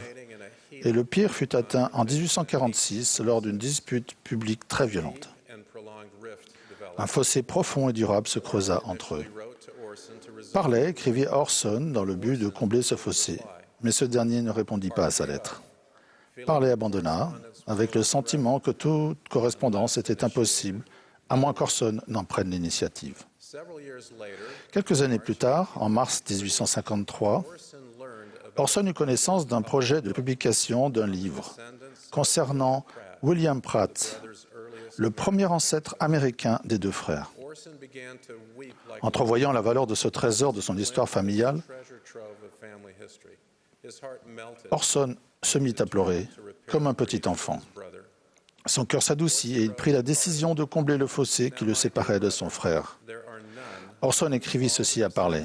« Mon cher frère, aucun des descendants de notre ancêtre, le lieutenant William Pratt, n'a plus de raison que nous de rechercher ses descendants. » Orson fut l'un des premiers à comprendre l'obligation qui incombe au sein des derniers jours de rechercher et de compiler leur histoire familiale afin d'accomplir les ordonnances par procuration en faveur de leurs ancêtres. Sa lettre se poursuivait ainsi. « Nous savons que la main du Dieu de nos pères y est pour quelque chose. J'implore ton pardon d'avoir été si long à te répondre. J'espère que tu me pardonneras. » Leur témoignage était inébranlable. Toutefois, c'est l'amour de leurs ancêtres qui fut le catalyseur pour combler ce fossé, réparer la blessure, demander et accorder le pardon. Lorsque Dieu nous demande de faire quelque chose, il a souvent plusieurs objectifs à l'esprit. L'œuvre de l'histoire familiale et du Temple ne concerne pas uniquement les morts, elle constitue également une bénédiction pour les vivants. Elle permet à Orson et à Parley de tourner leur cœur l'un vers l'autre. L'œuvre de l'histoire familiale et du Temple a donné le pouvoir de guérison nécessaire. En tant que membres de l'Église, nous avons reçu de Dieu la responsabilité de rechercher nos ancêtres et de compiler notre histoire familiale. C'est bien plus qu'un passe-temps auquel on nous incite à nous adonner, car les ordonnances du salut sont nécessaires à tous les enfants de Dieu. Nous devons identifier nos ancêtres décédés qui n'ont pas reçu les ordonnances du salut. Nous pouvons accomplir ces ordonnances par procuration dans les temples et nos ancêtres peuvent choisir de les accepter. On nous recommande aussi d'aider les membres des paroisses et des pieux à préparer des noms d'ancêtres. C'est époustouflant, stupéfiant que grâce à l'œuvre de l'histoire familiale et du Temple, nous puissions aider à racheter les morts. De plus, en participant à l'œuvre de l'histoire familiale et du Temple, nous avons aussi droit aux bénédictions de guérison que les prophètes et les apôtres nous promettent. Ces bénédictions sont elles aussi époustouflantes et stupéfiantes de par leur portée, leur spécificité et leurs conséquences sur la condition mortelle.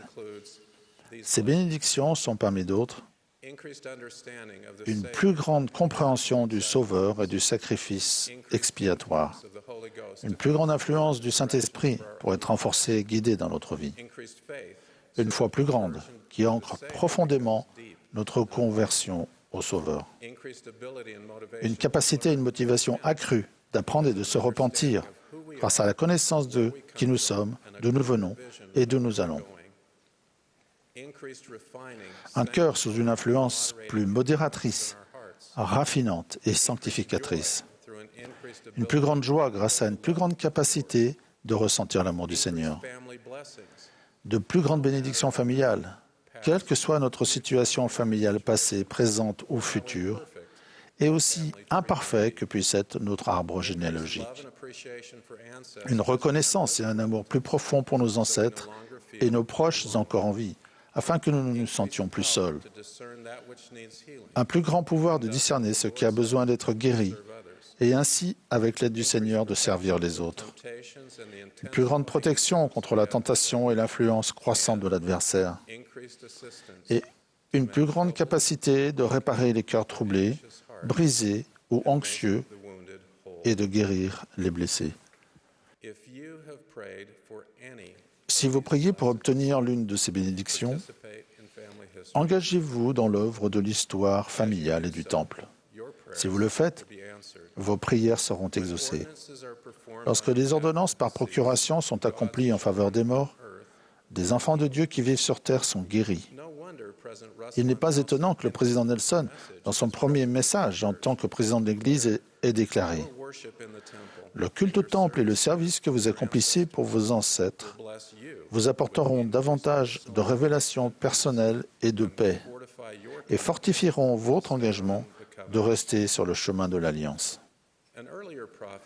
Un prophète plus ancien a également prédit des bénédictions pour les vivants et les morts. Dans une vision, un messager céleste montra à Ézéchiel un temple d'où jaillissait de l'eau. Il lui fut dit, « Cette eau coulera et descendra dans la plaine et entrera dans la mer morte, et les eaux de la mer deviendront saines. Tout être vivant qui se meut vivra partout où le torrent coulera, car là où cette eau arrivera, les eaux deviendront saines, et tout vivra partout où parviendra le torrent. » Cette eau a deux caractéristiques notables. Premièrement, bien que le petit ruisseau n'ait pas d'affluent, plus il s'écoule, plus il grandit et devient une rivière puissante, large et profonde. Il se produit quelque chose de similaire avec les bénédictions qui découlent du temple lorsque les personnes sont scellées en famille. Quand le scellement soude les membres de la famille ensemble, il se produit une croissance significative qui s'étend en amont et en aval à toutes les générations. Deuxièmement, la rivière renouvelle tout ce qu'elle touche. De même, les bénédictions du Temple ont un extraordinaire pouvoir de guérison. Les bénédictions du Temple peuvent guérir les cœurs, les vies et les familles. Je vais illustrer ce point. En 1999, un jeune homme nommé Todd a été victime d'une rupture d'anévrisme cérébral. Todd et sa famille étaient membres de l'Église, mais ils n'avaient été que sporadiquement pratiquants et aucun d'eux n'avait reçu les bénédictions du Temple. Lors de la dernière nuit de la vie de Todd, Betty, sa mère, était assise à ses côtés, lui caressant la main. Elle a dit, « Todd, si c'est vraiment pour toi le moment de partir, je te promets que je veillerai à ce que les ordonnances du Temple soient accomplies en ta faveur. » Le lendemain matin, la mort cérébrale de Todd a été déclarée. Les chirurgiens ont alors transplanté le cœur de Todd sur un patient du nom de Rod. Quelques mois après la transplantation, Rod a appris l'identité de la famille de son donneur et a commencé à correspondre avec elle. Environ 2 ans plus tard, Betty, la mère de Todd, a invité Rod à venir au temple lorsqu'elle s'y rendrait pour la première fois. Rod et Betty se sont rencontrés pour la première fois dans la salle céleste du temple de St. George, en Utah. Peu après, le père de Todd est mort. 2 ans plus tard, Betty a demandé à Rod de représenter son fils décédé et d'accomplir les ordonnances par procuration en sa faveur. Rod l'a fait avec une grande reconnaissance. Et l'apogée de l'œuvre par procuration a été atteint dans une salle de scellement du temple de Saint-Georges. Agenouillée à l'autel face à son petit-fils représentant son mari, Betty a été scellée à lui. Puis en larmes, elle a demandé à Rod de les rejoindre à l'autel. Rod, dans la poitrine de qui battait le cœur de Todd, s'est agenouillé près d'eux et l'a représenté. Todd, le donneur du cœur de Rod, a été scellé à ses parents pour toute l'éternité. La mère de Todd avait tenu la promesse qu'elle avait faite des années plus tôt à son fils mourant. Mais l'histoire ne s'arrête pas là. 15 ans après sa transplantation cardiaque, Rod s'est fiancé et m'a demandé d'accomplir leur scellement dans le temple de Provo, en Utah.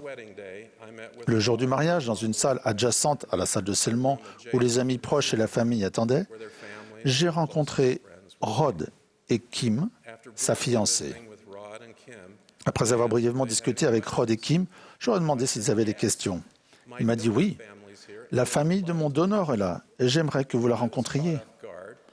Prise au dépourvu, j'ai demandé « Vous voulez dire qu'elle est là, maintenant ?» Rod a répondu « Oui ». Je suis sorti et j'ai demandé à cette famille de me rejoindre à l'extérieur de la salle de scellement. Betty, sa fille et son gendre se sont joints à nous. Rod a accueilli Betty en la serrant dans ses bras, l'a remerciée d'être venue et me l'a présentée. Rod a dit « Betty, voici frère Renlon. C'est le médecin qui a pris soin du cœur de votre fils pendant tant d'années. » Elle a traversé la pièce et m'a serré dans ses bras. Et pendant quelques minutes, il y a eu des embrassades et des larmes de joie. Après avoir retrouvé nos esprits, nous nous sommes rendus dans la salle de scellement où Rod et Kim ont été scellés pour le temps et pour toute l'éternité.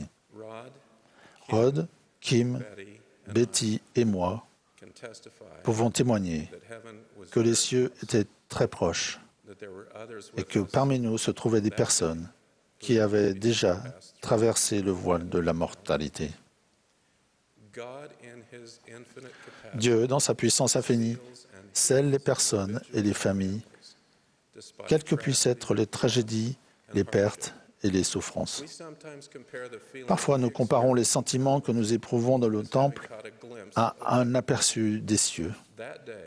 Ce jour-là, dans le temple de Provo, la déclaration de C.S. Lewis a trouvé un écho en moi. Si les mortels disent de certaines souffrances temporelles, aucun bonheur futur ne peut les compenser. C'est parce qu'ils ne savent pas que les cieux, une fois que nous y serons parvenus, opéreront rétroactivement et changeront cette agonie en gloire. L'homme béni dira, nous n'avons jamais vécu ailleurs qu'au paradis. Dieu nous fortifiera, nous secourra et nous soutiendra, et fera de notre détresse la plus profonde un élément sanctificateur. Quand nous rassemblons les noms de nos ancêtres et allons au temple en leur faveur, Dieu accomplit simultanément des deux côtés du voile un bon nombre de bénédictions qu'il a promises. Nous sommes également bénis lorsque nous aidons les membres de notre paroisse ou de notre pieu à faire de même. Les membres qui habitent loin des temples reçoivent également ces bénédictions en participant à l'œuvre de l'histoire familiale, en collectant les noms de leurs ancêtres pour que leurs ordonnances du temple soient accomplies. Le président Nelson a cependant lancé cette mise en garde. Nous pouvons puiser de l'inspiration à longueur de journée dans les expériences que d'autres personnes ont vécues avec l'œuvre de l'histoire familiale et du temple. Mais nous devons faire quelque chose pour connaître cette joie nous-mêmes. Je vous invite à réfléchir en vous aidant de la prière au genre de sacrifice et de préférence un sacrifice de temps que vous pouvez faire pour participer plus activement à l'œuvre de l'histoire familiale et du temple. Si vous acceptez l'invitation du président Nelson, vous découvrirez, rassemblerez vos ancêtres et vous lirez à eux. De plus, les bénédictions se déverseront sur vous et votre famille comme la rivière de la vision d'Ézéchiel, vous trouverez la guérison nécessaire. Orson et Parley Pratt furent parmi les premiers à connaître les effets guérisseurs du scellement, de l'œuvre de l'histoire familiale et du temple dans cette dispensation. Betty, sa famille et Rod les ont vécus. Vous le pouvez aussi. Par son sacrifice expiatoire, Jésus-Christ offre ses bénédictions à tous, aux vivants et aux morts. Grâce à ces bénédictions, nous verrons métaphoriquement parlant que nous n'avons jamais vécu ailleurs qu'au paradis. J'en témoignage au nom de Jésus-Christ. Amen.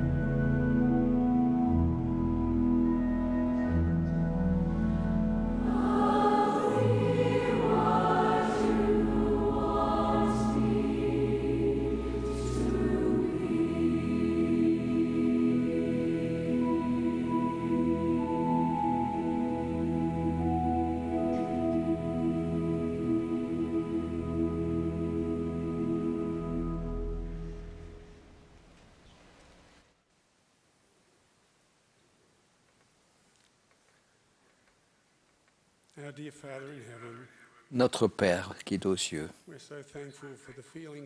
nous sommes si reconnaissants des sentiments que nous avons éprouvés lors de cette session de la conférence, reconnaissants pour ce chœur magnifique qui nous rappelle ce que nous devrions être.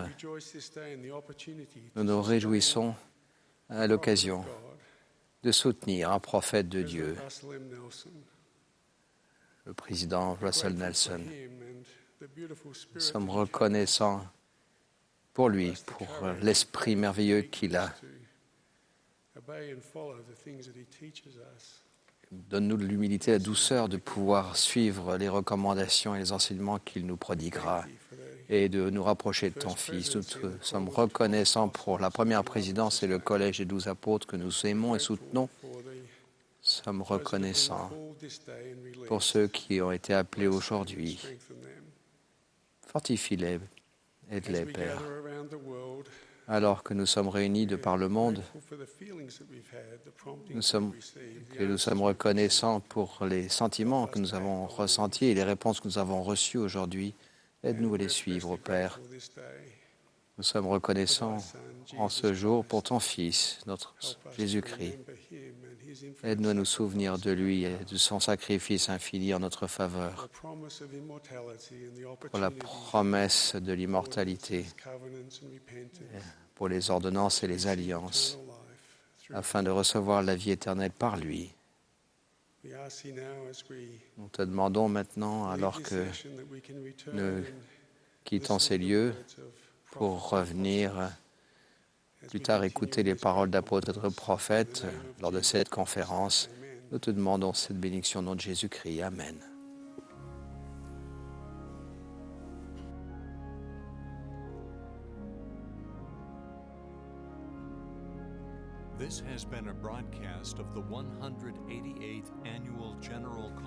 Vous venez d'assister à une session de la 188e conférence générale d'avril de l'Église de Jésus-Christ des Saints des Derniers Jours. Les orateurs étaient choisis parmi les autorités générales et les officiers généraux de l'Église.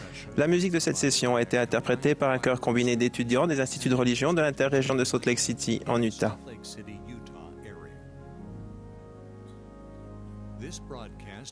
Cette émission a été diffusée à titre de service public par Bonneville Distribution. Toute reproduction, enregistrement, transcription ou autre utilisation de cette émission sans autorisation écrite est interdite.